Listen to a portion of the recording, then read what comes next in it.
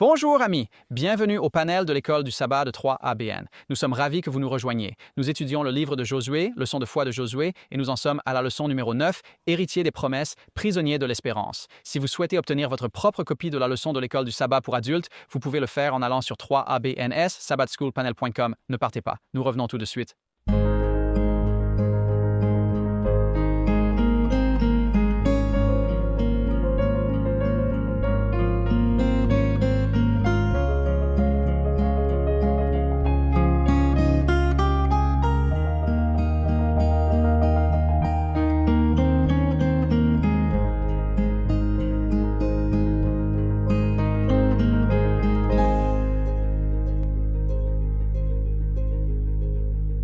Bonjour et bienvenue alors que nous continuons notre étude, leçon de foi de Josué.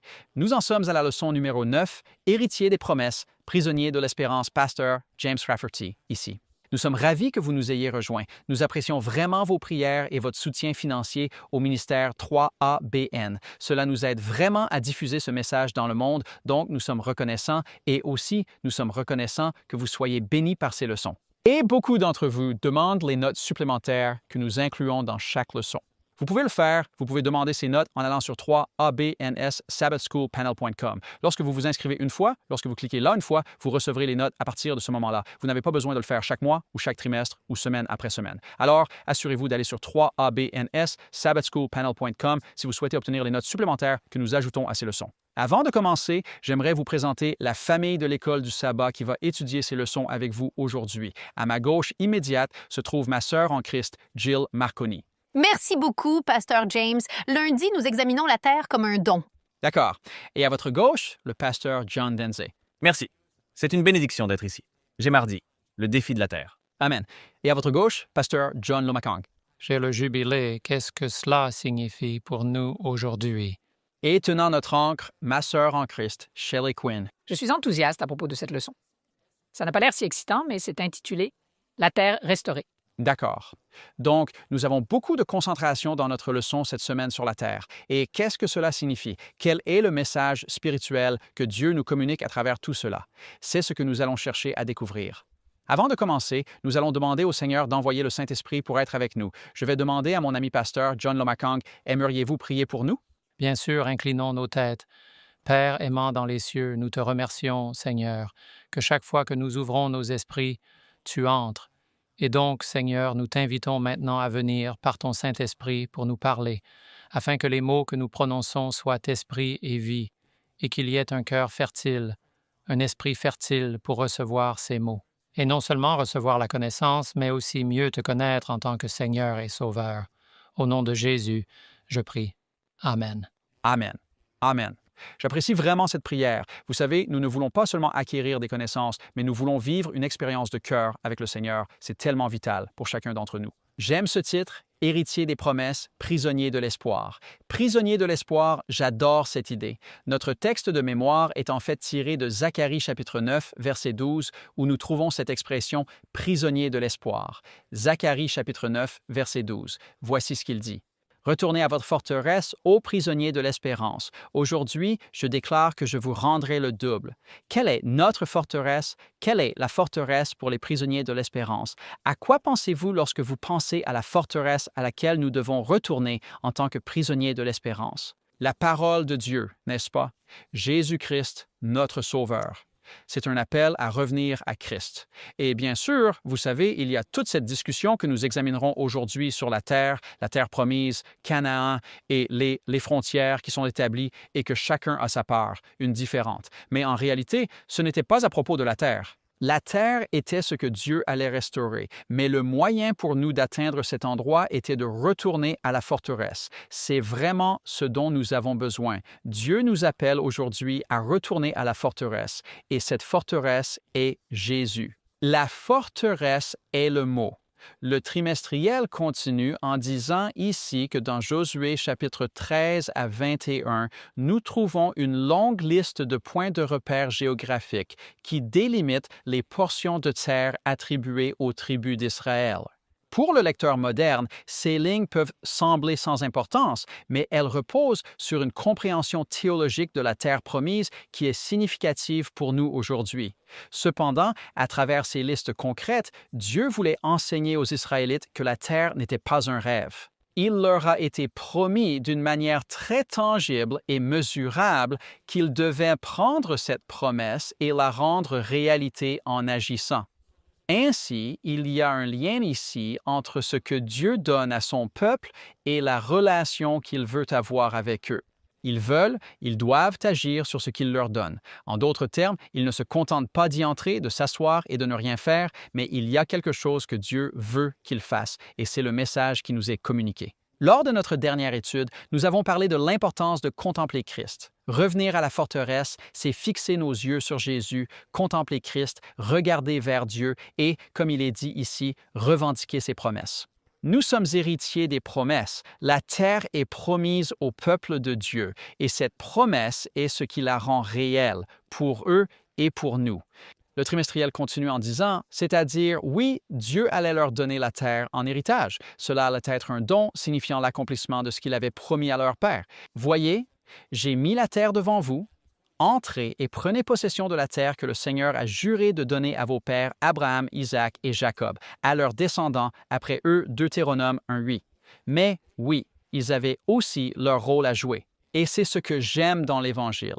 L'Évangile que Dieu nous a donné est un cadeau. Dieu nous a offert le salut en Jésus-Christ, mais nous avons notre rôle à jouer. Et le rôle que nous avons à jouer, qui me semble le plus significatif, est ce que Jésus décrit dans Jean chapitre 15. Si vous demeurez en moi et moi en vous, alors vous porterez beaucoup de fruits. Et bien sûr, cette terre devait porter beaucoup de fruits. Pouvez-vous imaginer ce que cela aurait été s'ils étaient entrés là-bas et avaient hérité de maisons, de vignobles, d'arbres fruitiers et de toutes sortes de choses, et qu'ils se soient juste installés et aient dit, eh bien, ces arbres fruitiers produiront des fruits. Ces maisons, ces vignes vont grandir et nous n'avons rien à faire. Et nous nous réveillerons le matin et les raisins apparaîtront magiquement sur la table. Vous savez, nous aurons juste tout ça. Mais non, Dieu nous a offert cela, mais nous avons un rôle à jouer. Chez nous, nous avons des vignes de raisins, enfin des vignes, je ne dirais pas des vignobles. Nous avons des vignes, nous avons 2 vignes de raisins. Je ne sais pas si nous obtenons autant de fruits que les petits nuisibles. Vous voyez ce que je veux dire? Et parfois, nous nous réveillons le matin et ces raisins étaient là-haut. Et tout d'un coup, ils ont complètement disparu, n'est-ce pas?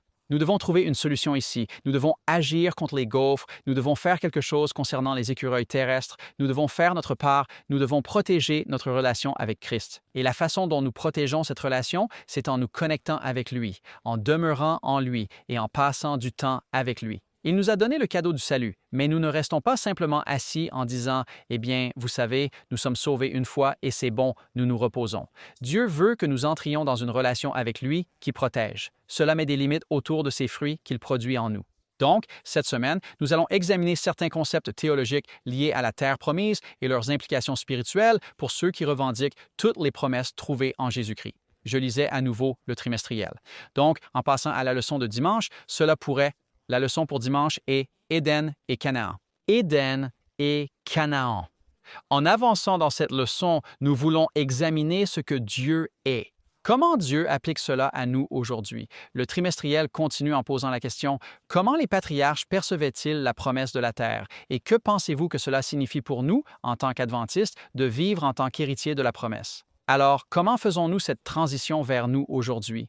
Vous savez, Dieu nous a promis une terre promise, un Canaan céleste. Nous l'appelons un Canaan céleste. Nous allons entrer dans ce Canaan céleste. Et donc, c'est juste comme « Oh, je ne peux pas attendre. Oh, je ne peux pas attendre jusqu'à ce que nous allions à notre Canaan céleste. » Et vous savez que Jésus va venir et il va y avoir, comme Ryan l'a partagé lors de notre dernière réunion, plus de douleur et plus de tristesse. Il a cité Apocalypse 21, vous savez, plus de morts et toutes choses seront nouvelles. Et dans un sens, oh, ça va être. Pourquoi ne pouvons-nous pas y être maintenant? Eh bien, Dieu dit que vous pouvez y être maintenant. C'est ce que Dieu a dit à son peuple quand ils sont sortis d'Égypte. Je veux vous emmener directement. Allons-y.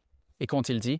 Eh bien, vous savez, il y a des géants dans le pays. Il y a de gros obstacles dans le plat. Comment allons-nous entrer là-dedans? Que allons-nous faire? Et donc, ils ont passé 40 ans à errer dans le désert. Non pas parce que Dieu ne voulait pas les amener dans cette terre promise, n'est-ce pas? Dieu voulait les y amener directement. Mais eux-mêmes avaient des doutes sur les promesses de Dieu. Hébreux chapitre 4 parle du fait que nous devons avoir la foi, pas l'incrédulité, afin que nous puissions entrer dans ce repos spirituel. Et dans ce contexte, nous voulons dire, eh bien, Qu'est-ce qui nous empêche d'entrer dans ce Canaan céleste aujourd'hui?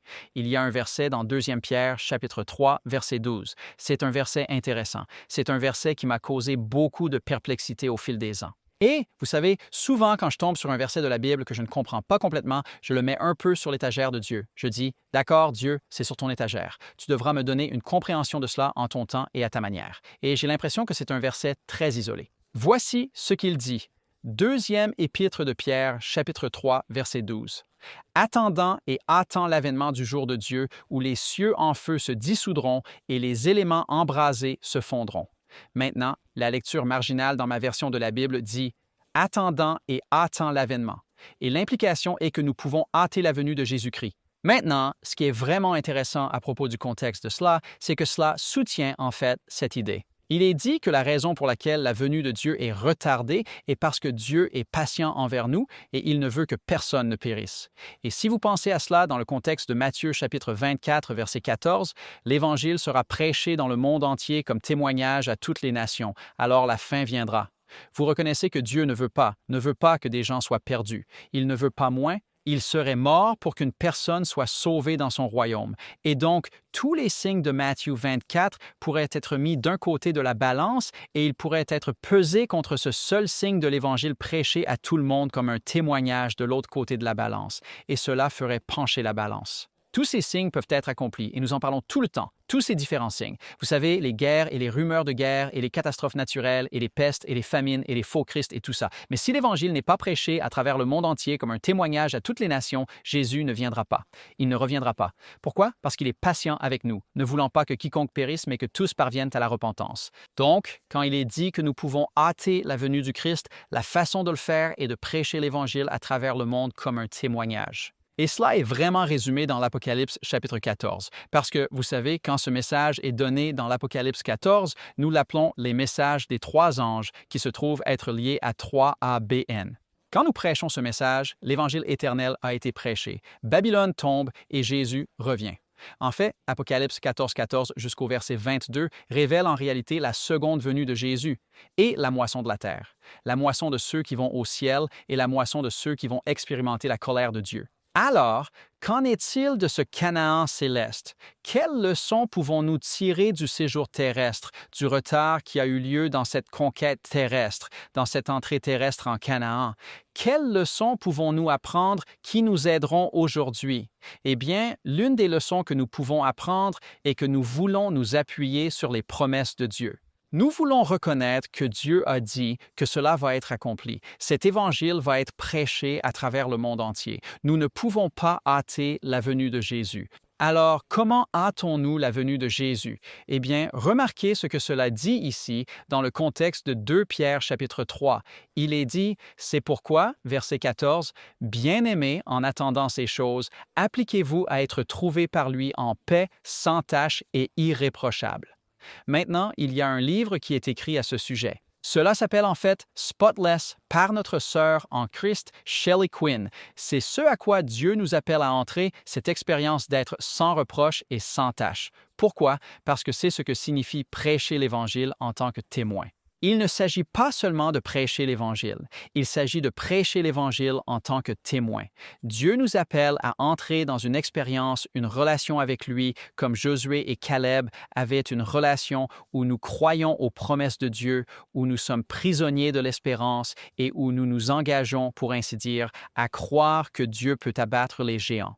Les grands péchés, les grandes déceptions, les grands échecs dans nos vies et nous livrer la terre promise. Amen. Merci beaucoup, Pasteur James. C'est tellement encourageant. Les promesses dans la parole de Dieu et que nous pouvons regarder vers Jésus et attendre avec impatience ce Canaan céleste et éternel. J'adore ça, merci. Je suis Jill Morricone. Lundi, nous examinons la terre comme un don. Et c'est juste une leçon très pratique. Je suppose qu'on pourrait dire « la terre est un don », la terre promise aux enfants d'Israël. Et cette terre était-elle assortie de conditions? Et que signifiait le fait qu'ils devaient posséder la terre? Nous allons avoir 7 clés ou réflexions sur la relation entre Dieu, Israël, qui était son peuple choisi, et la terre promise. Donc, numéro 1, la terre signifiait la liberté. Nous allons dans le livre de l'Exode. Exode 3. C'est là que Dieu est apparu à Moïse. Vous vous souvenez, dans le buisson ardent? Mais le buisson n'était pas consumé et Dieu a parlé à Moïse. Et nous sommes dans Exode 3, 8. Moi, c'est le Seigneur Dieu, je suis descendu pour les délivrer, c'est le peuple. Ils sont en esclavage égyptien, hors du pays des Égyptiens, et pour les amener de ce pays vers un bon et vaste pays, un pays où coule le lait et le miel, au lieu des Cananéens, des Hittites, des Amoréens, des Phérésiens, des Héviens et des Jébusiens. Alors, pourquoi le pays signifie-t-il? Liberté. Si tu es esclave, tu ne possèdes rien, n'est-ce pas? Tu ne possèdes pas de maison, tu ne possèdes pas la terre, tu ne possèdes rien. Tout dépend de votre maître. Tout est dépendant. C'est un meilleur mot du maître. Les esclaves étaient sans racines. Ils n'appartenaient nulle part, pour ainsi dire, quelqu'un d'autre profitait du fruit de leur travail. Alors, quand Dieu leur dit, Dieu dit à Moïse qui va dire au peuple en servitude égyptienne, « Vous allez dans votre propre pays ». C'est la terre promise qui a été promise depuis le livre de la Genèse, quand Dieu a appelé Abraham et a dit « Je ferai de toi une grande nation et ce sera ta terre ». C'était la terre promise, mais pour eux, la terre signifiait la liberté. Cela signifiait un endroit où ils pouvaient s'enraciner. Cela signifiait un endroit où ils pouvaient appartenir. Je me souviens, en grandissant, nous déménagions beaucoup et ma mère disait toujours « Peu importe où nous vivons, Jill, tant que nous sommes ensemble en famille. » Vous savez? Et c'était puissant parce que parfois, on peut se sentir un peu déraciné, vous savez? C'est une nouvelle communauté. C'est une nouvelle église, ce sont de nouveaux amis, ce sont de nouvelles personnes. Mais pourtant, vous avez toujours ce groupe cohésif. Mais dans ce cas, Dieu dit « Je vous donne une terre » et cela indique la liberté. Numéro 2, la terre ou la promesse de la terre était conditionnelle. Regardons Deutéronome 4. Nous allons examiner quelques versets dans Deutéronome. Ici est Lévitique. Deutéronome 4, 1.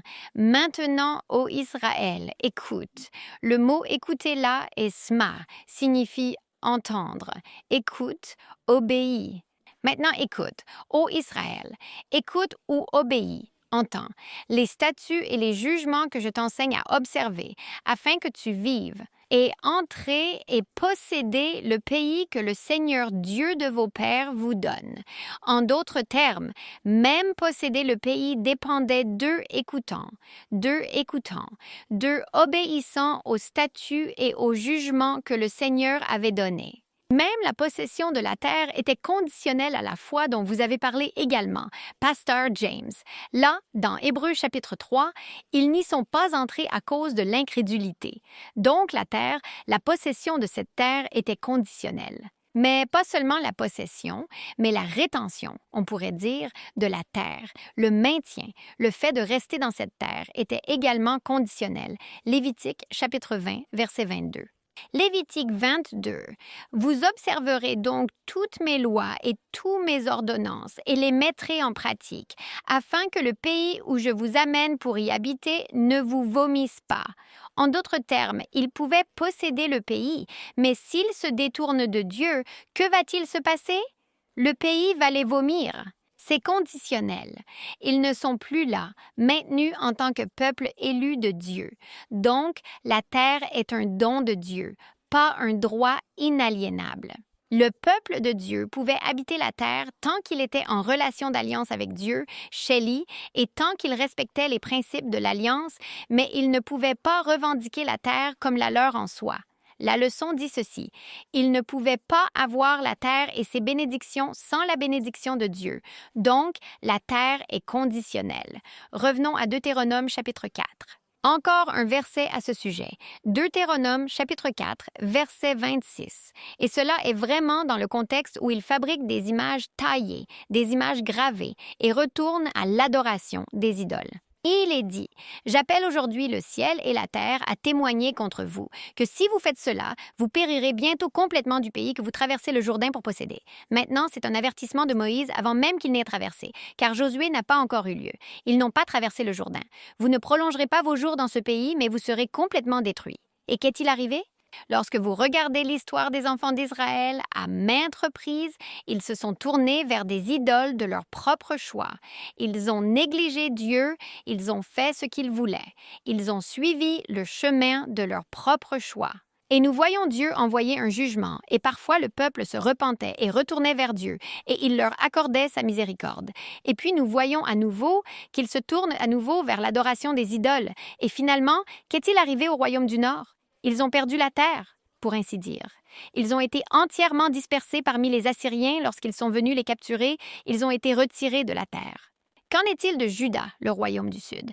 Eh bien, ils ont été enlevés pendant 70 ans, pour les 70 ans de captivité babylonienne. Mais pourtant, ils ont été restaurés plus tard parce que Dieu est miséricordieux.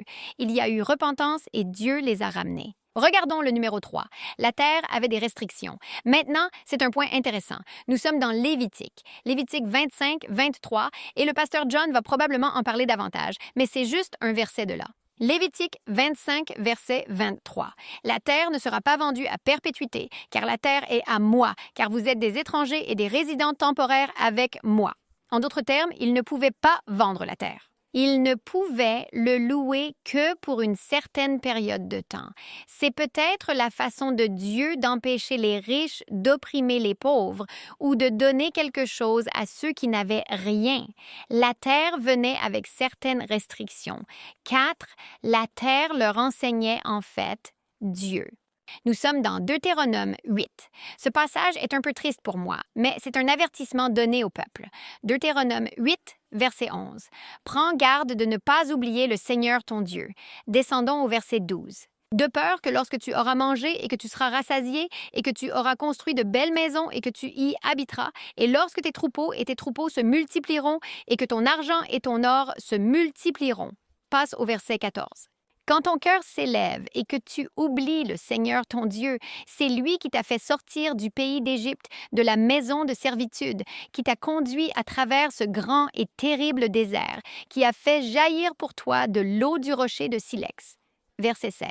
Qui t'a nourri dans le désert avec de la manne. Vous savez, la terre, quand le peuple a pris possession de la terre, rappelait constamment à Israël sa dépendance envers Dieu qui a fourni l'eau. Dieu a envoyé l'eau du rocher.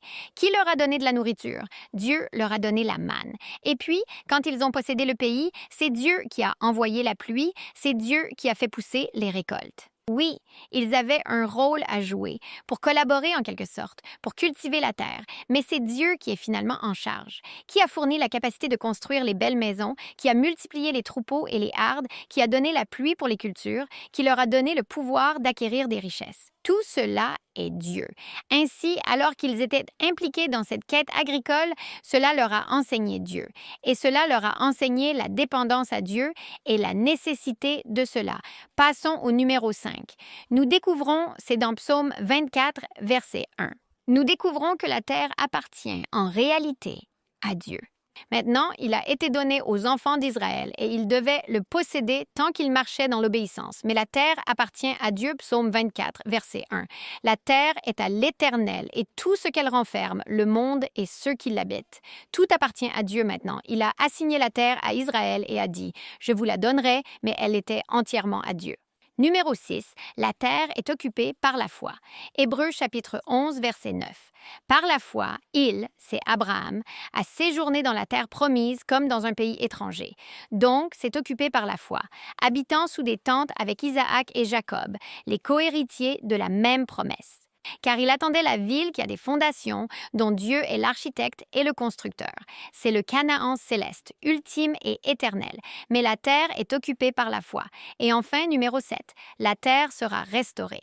Dans Amos 9, 14 à 15, il est dit « Je ramènerai les captifs de mon peuple Israël. » Je les ramènerai. Ils reconstruiront les villes dévastées et les habiteront. Ils reviennent dans le pays. Ils planteront des vignes et boiront le vin qui en proviendra. Ils feront des jardins et mangeront leurs fruits. Je les planterai dans leur terre. C'est cette promesse après la captivité babylonienne. Le peuple de Dieu serait restauré. Mais cette promesse s'étend à vous et à moi à travers les âges et les temps que ce Canaan céleste, cette terre sera restaurée à son peuple et nous habiterons dans les nouveaux cieux et la nouvelle terre. Amen, amen. Louez Dieu. J'apprécie vraiment cela, surtout à un moment donné. J'adore que vous sachiez que la terre appartient au Seigneur et tout ce qu'elle contient, elle appartient vraiment à Dieu où ses intendants ne s'éloignent pas. Nous reviendrons juste après ce moment de mission. Bonjour, je suis Greg Morricone. Je suis très heureux que vous m'ayez rejoint pour le 3 ABN Mission Moment.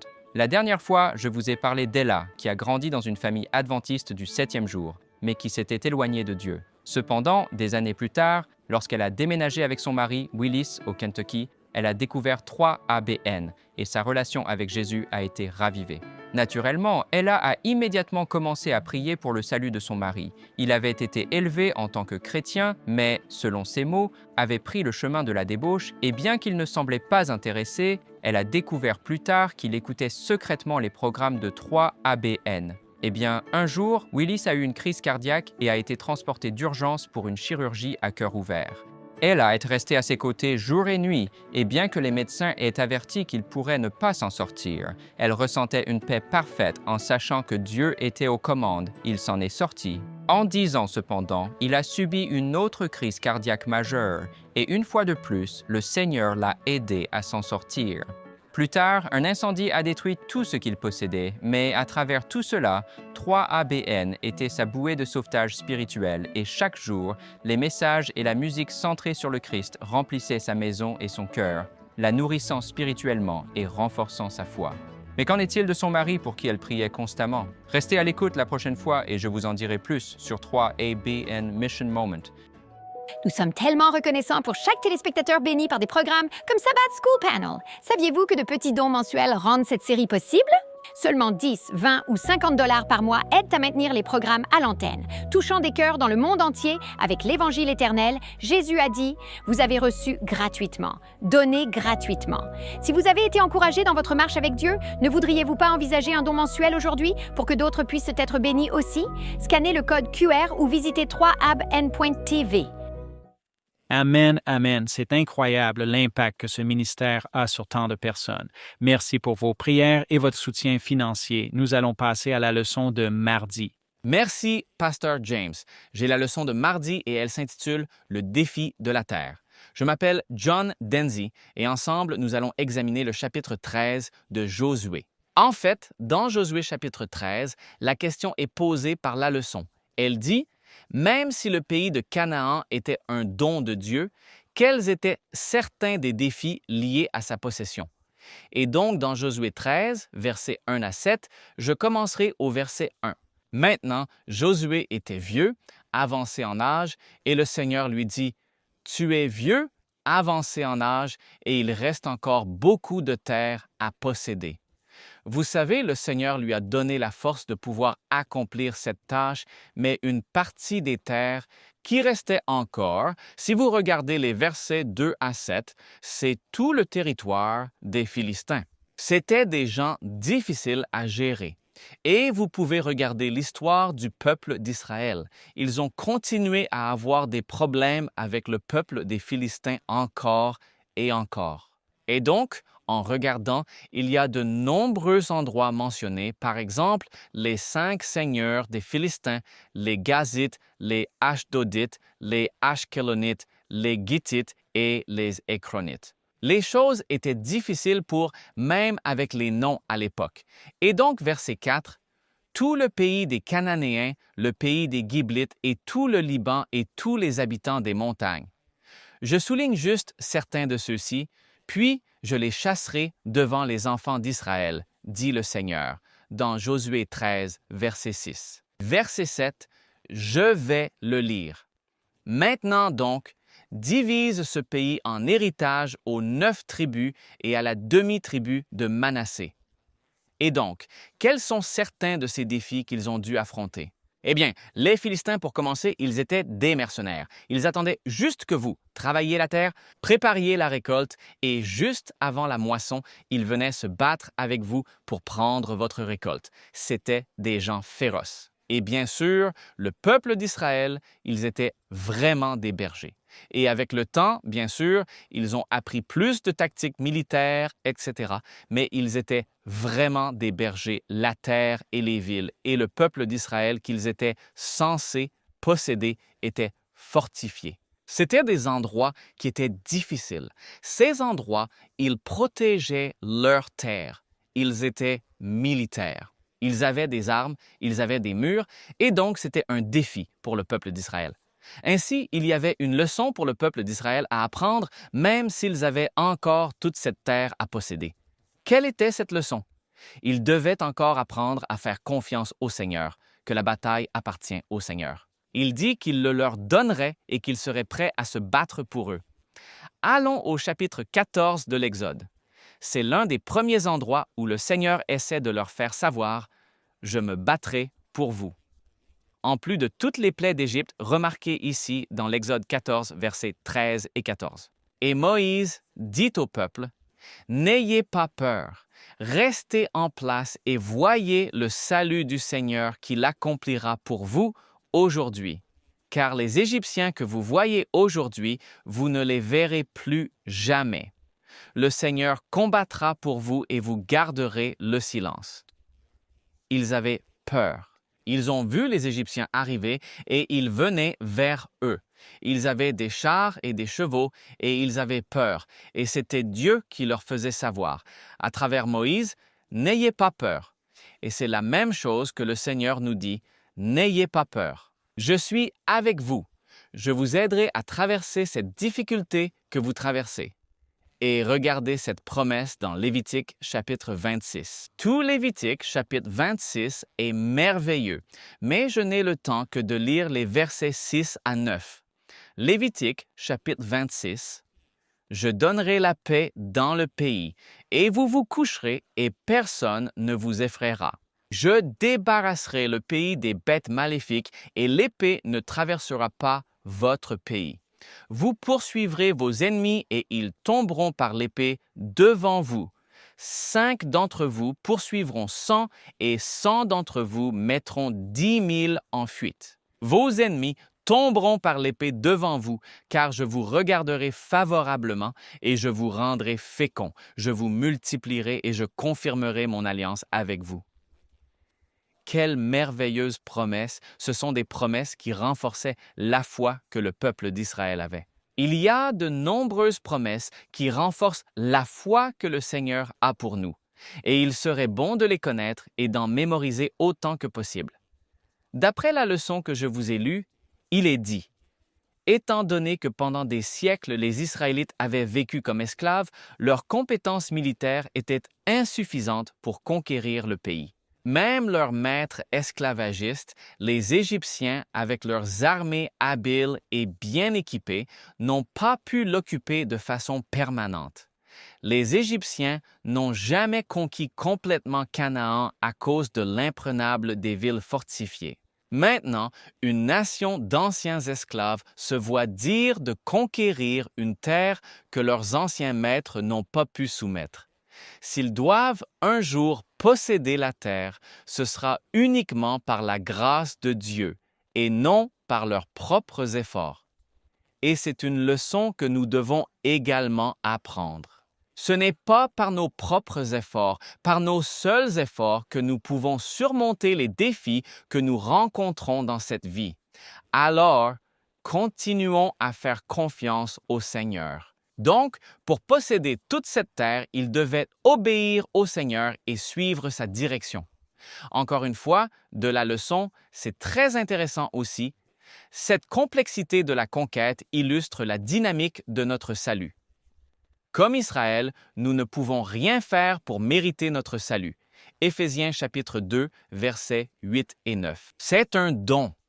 Tout comme la terre était un don de Dieu à Israël, basé sur leur relation d'alliance avec lui, ce n'était certainement pas basé sur leur mérite. Et donc, nous allons examiner Deutéronome chapitre 9, versets 5 et 6, soulignés par la leçon. Et c'est très important pour nous de comprendre cela pour notre propre expérience également. Deutéronome chapitre 9, à partir du verset 5. Ce n'est pas à cause de ta justice ou de la droiture de ton cœur que tu entres pour posséder leur pays, mais à cause de la méchanceté de ces nations que le Seigneur ton Dieu les chasse devant toi.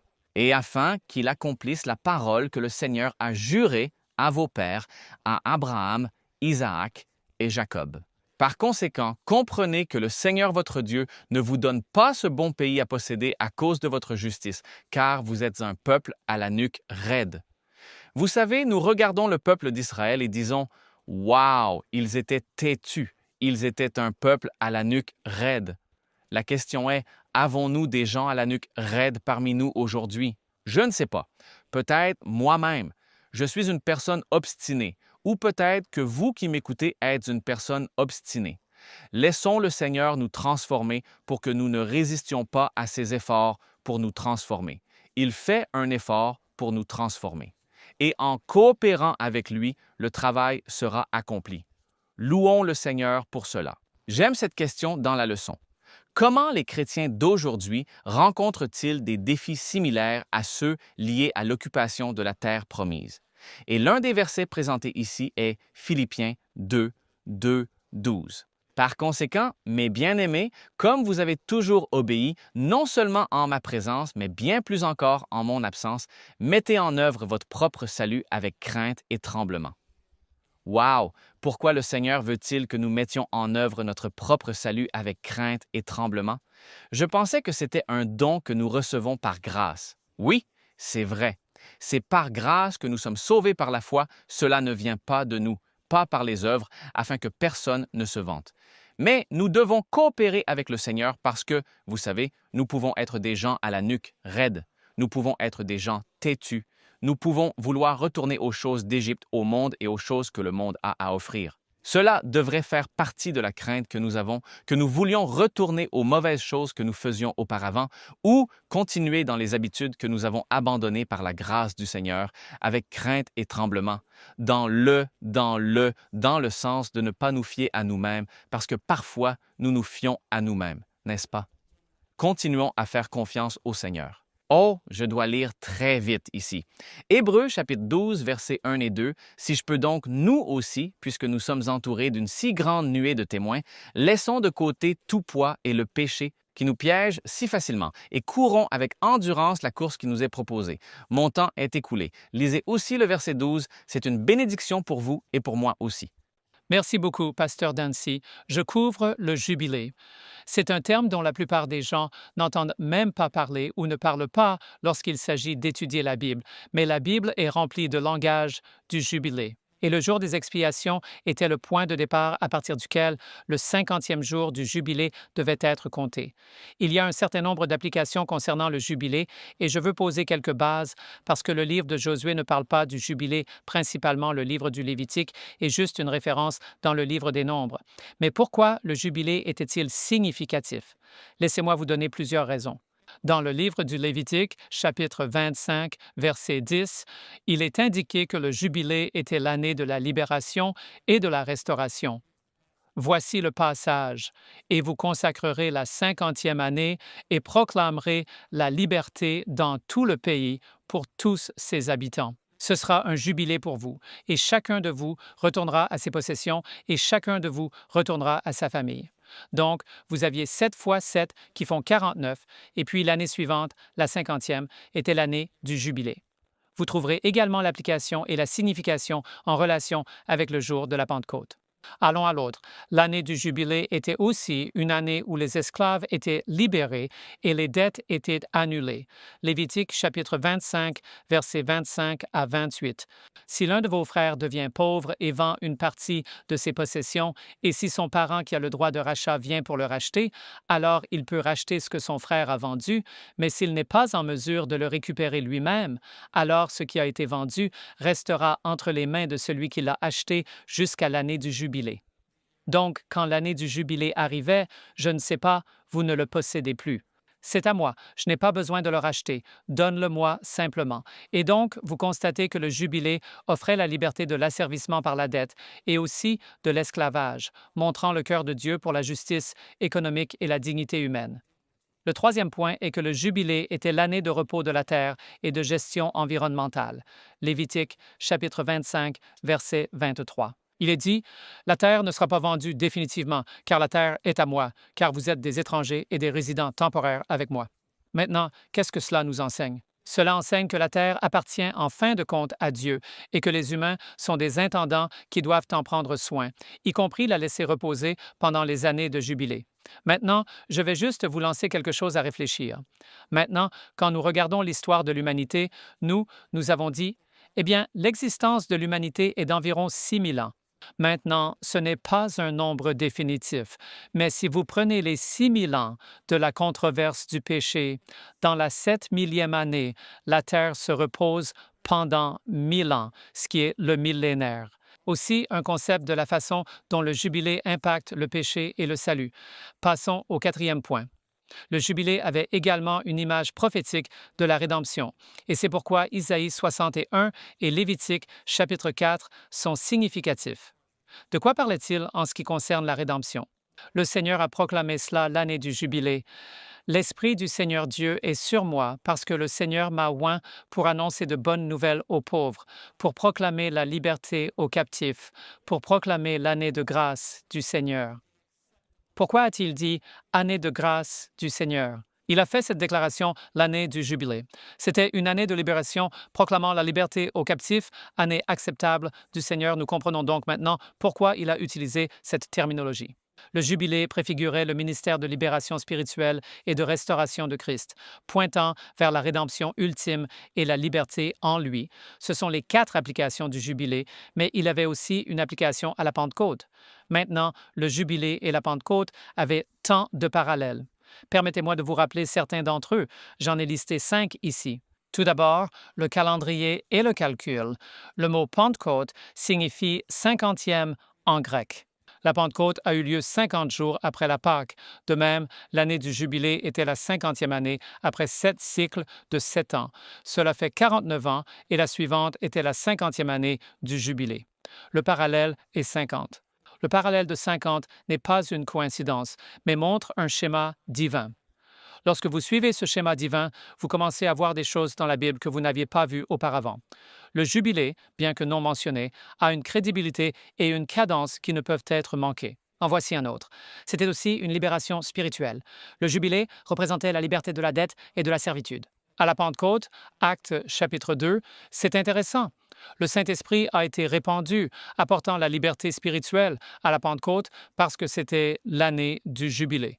Les 2 événements signifient la libération. L'un physique et économique et l'autre libération spirituelle. Les 2 démontrent le pouvoir restaurateur de Dieu. La 3e application du jubilé et de la Pentecôte était la connexion avec la moisson. Vous souvenez-vous combien d'âmes ont été baptisées le jour de la Pentecôte? Combien d'âmes? 3000 âmes. La Pentecôte était aussi appelée la fête des semaines ou des prémices. L'année de jubilé impliquait le repos agricole et la provision de Dieu. Les 2 célébrations reconnaissent la provision de Dieu et l'abondance de Dieu. Les 2 impliquent une récolte, l'une de culture, l'autre d'âme. Était-ce une coïncidence que le jour de la Pentecôte, 3000 âmes aient été ajoutées? Non. C'était l'année de la Pentecôte. C'était une année de jubilé et enfin, accomplissement prophétique. Le jubilé était un type et des ombres d'une plus grande liberté spirituelle. La Pentecôte a accompli cela en inaugurant l'ère de l'effusion du Saint-Esprit. C'était significatif car cette première pluie devait préparer la récolte pour la dernière pluie. Les 2 pointent vers le plan de rédemption et de restauration de Dieu. C'est pourquoi Jésus, dans Luc chapitre 4, versets 18 et 19, parle à la fois de son ministère et de Jésus étant le Seigneur de la moisson, le Seigneur du jubilé, entré dans son ministère de restauration et de liberté. Maintenant, il y a aussi 7 types distincts d'aspects du jubilé dans la Bible. Parlons d'un, Lévitique chapitre 25, versets 11 et 12. C'était le jubilé agricole. Regardons cela très rapidement. Lévitique chapitre 25, versets 11 et 12. Et si je les obtiens, très bien. Sinon, eh bien, je vous laisserai faire le devoir plus tard. D'accord? Qui l'a? Lévitique chapitre 20, verset... tu l'as, Jill? Lis les versets 11 et 12.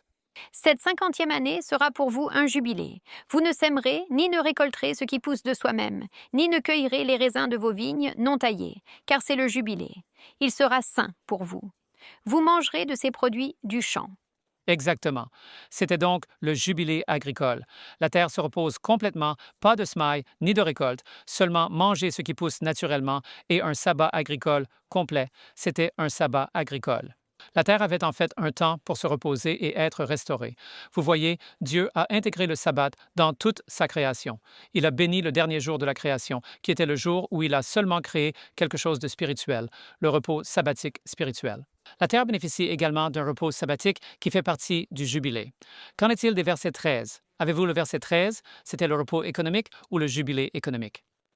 Lévitique 25, verset 13. Et en cette année de jubilé, chacun de vous retournera à sa possession. D'accord. J'allais passer au verset 17, mais le temps joue contre moi. C'était l'année où les propriétés retournaient aux propriétaires d'origine. Maintenant, écoutez bien. Qui a créé la terre? Dieu l'a fait. Au moment de la 7 000e année, 1/7, le dernier du temps du jubilé, à qui la terre revient-elle? À celui qui l'a créée et se repose pendant 1000 ans. Toutes les dettes sont annulées. Quelle est la plus grande dette annulée par le Seigneur? La dette du péché. Le salaire du péché est annulé de façon permanente. Les prix des terrains étaient calculés en fonction de l'année jusqu'au jubilé et le repos économique et la restauration étaient l'application du jubilé économique. Il y avait aussi un jubilé social. Qui a cela? Eh bien, il y a beaucoup de passages. Je vous donne le devoir. Lévitique 25, 39 à 55. Nous ne pouvons pas tout couvrir.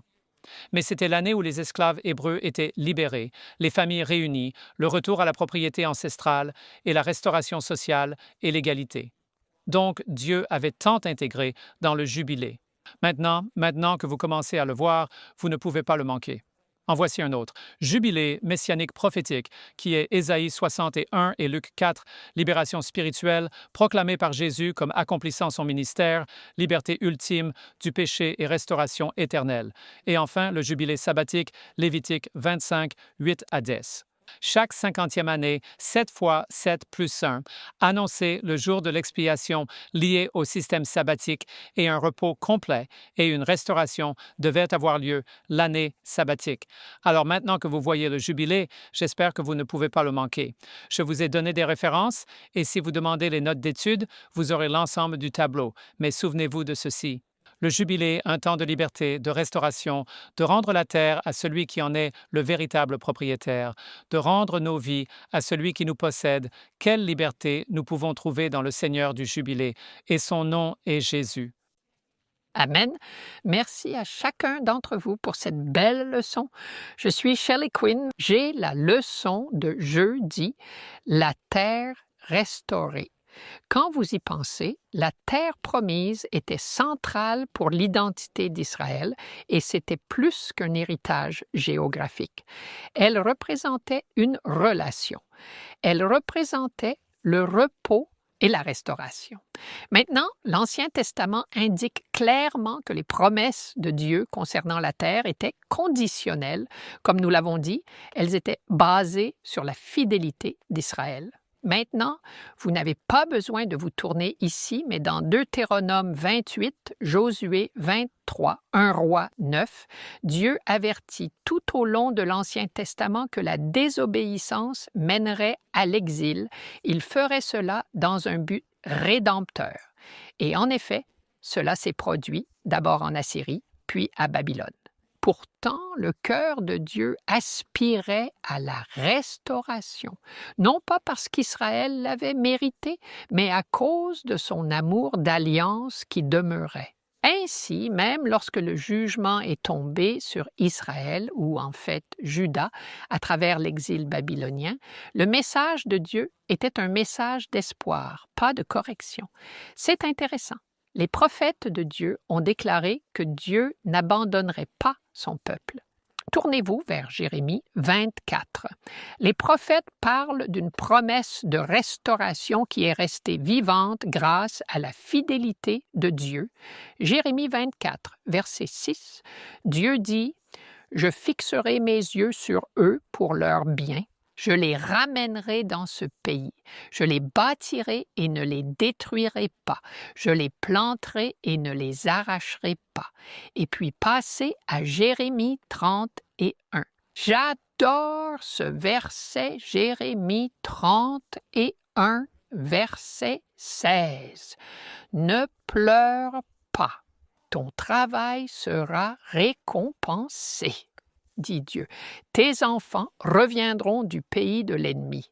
Alléluia! Quelqu'un a besoin d'entendre cela en ce moment. Peut-être que tes enfants sont partis. Prends Jérémie 31, 16. Prie cela au Seigneur. Parlez-en dans la vie de vos enfants. Dans Ézéchiel, chapitre 11, verset 17, il dit « Je vous rassemblerai d'entre les peuples. Je vous donnerai le pays d'Israël. » Ainsi, ces versets offrent plus qu'une simple restauration politique. Ils réaffirment l'appartenance au pacte d'Israël. Dieu n'avait pas oublié son peuple. Même s'ils sont devenus déracinés à cause de la rébellion, il les replanterait lorsqu'ils reviendraient à lui de tout leur cœur. Maintenant, une phase de cette promesse s'est réalisée lorsqu'ils sont revenus de Babylone sous Zorobabel, Esdras et Néhémie. Mais cela annonçait quelque chose de mieux qui allait venir, quelque chose de plus grand, la venue d'un roi davidique qui allait apporter une restauration permanente. Ésaïe 9, 6 à 7, il est dit « Car un enfant nous est né. Un fils nous est donné. La souveraineté reposera sur ses épaules et sa paix n'aura pas de fin. Il n'a pas de fin sur le trône de David, sur le royaume. Et quel était son nom? Merveilleux conseiller, Dieu puissant, Père éternel et Prince de la paix.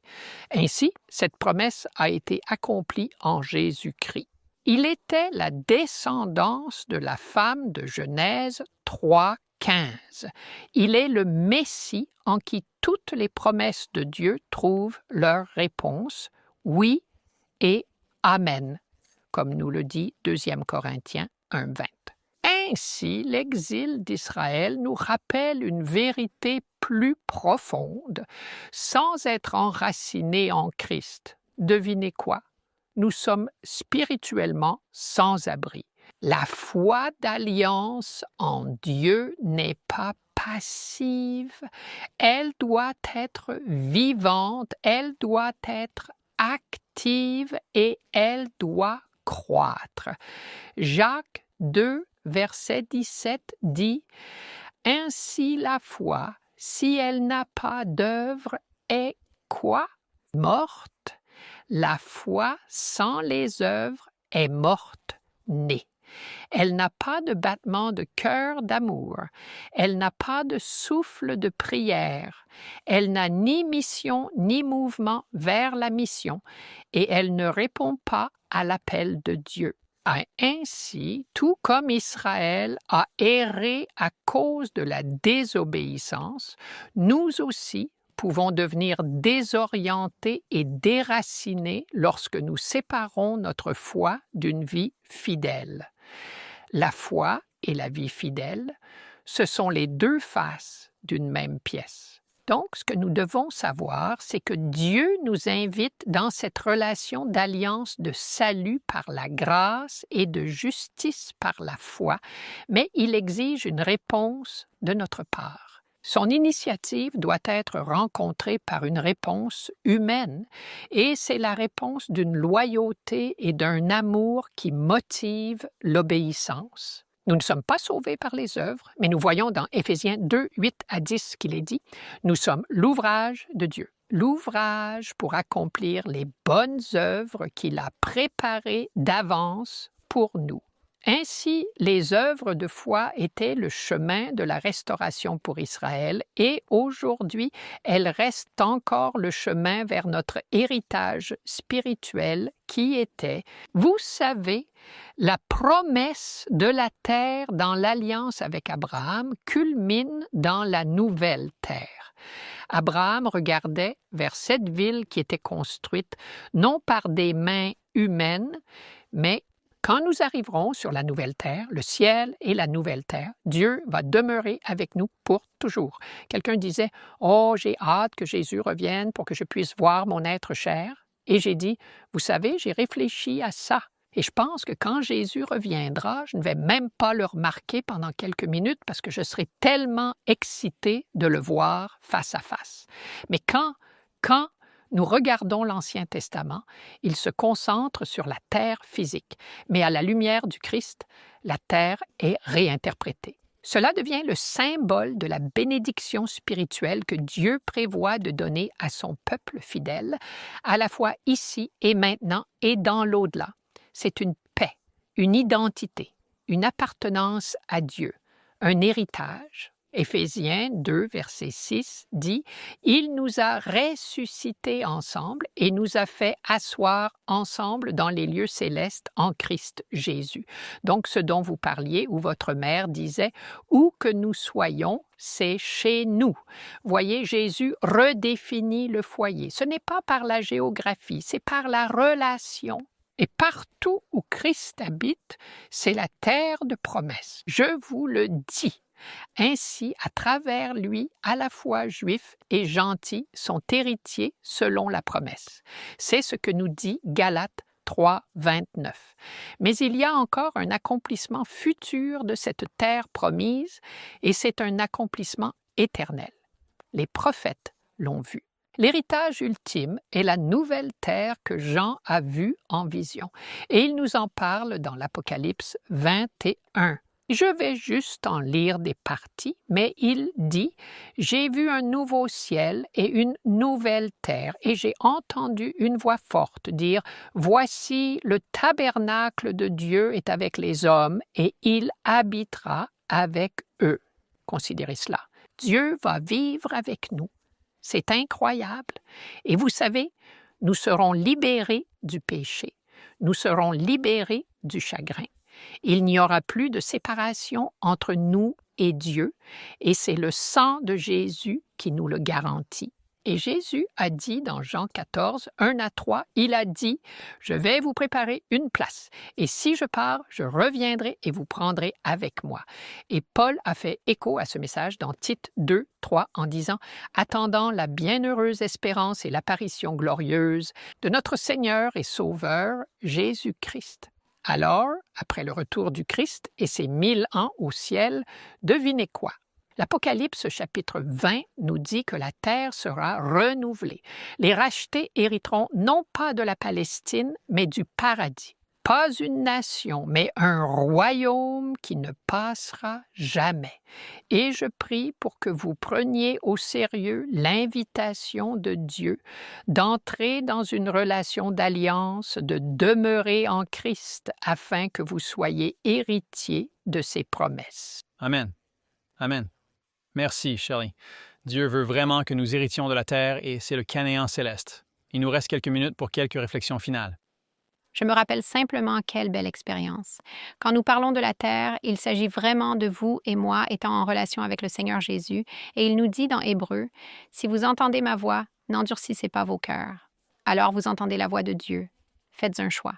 Oui, je veux que tu viennes, et je veux que tu me changes, et je veux passer l'éternité avec toi. » Amen. Amen. Quand nous pensons aux défis de la Terre, nous devons nous demander à notre époque moderne, quels sont les défis? Nous sommes entourés d'une atmosphère. C'est un défi. Notre moi est un défi. Et c'est pourquoi je vous encourage à faire ce que dit Hébreux 12, verset 2. Faites face à ces défis en regardant à Jésus, le chef et le consommateur de notre foi.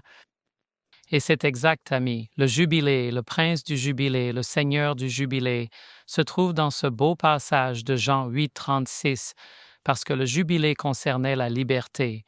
Si donc le Fils vous libère, vous serez réellement libre. Langage du jubilé. Amen. Vous vous sentez sec et déconnecté, peut-être comme si vous erriez et étiez en exil. Dieu est le même aujourd'hui, hier, aujourd'hui et pour toujours. Il vous appelle. Il veut que votre cœur soit la terre dans laquelle il habite ici et maintenant, et ensuite que vous ayez la terre restaurée, Éden. Alors, voyant que toutes ces choses doivent être, deuxième épître de Pierre, chapitre 3, verset 11, quelle sorte de personnes devez-vous être en toute sainte conduite et piété, attendant et hâtant l'avènement du jour de Dieu? Dieu désire ardemment que nous embrassions les promesses comme l'ont fait Josué et Caleb. Vous pouvez avoir 85 ans, mais ces promesses sont pour vous. Le Canaan céleste est pour vous. Donc, la semaine prochaine, nous allons continuer notre étude dans le livre de Josué. Nous allons parler du vrai Josué. Vous savez, le nom de Josué dans l'Ancien Testament se traduit par un nom dans le Nouveau Testament. Quel est ce nom? Eh bien, revenez la semaine prochaine et vous le découvrirez. Prions ensemble. Père Céleste, merci beaucoup pour chaque message que tu as communiqué à nous, chacun de nos téléspectateurs. Merci pour le Saint-Esprit qui nous enseigne, nous guide, nous réconforte et nous dirige. Bénis chacun d'entre nous, nous prions. Au nom de Jésus. Amen.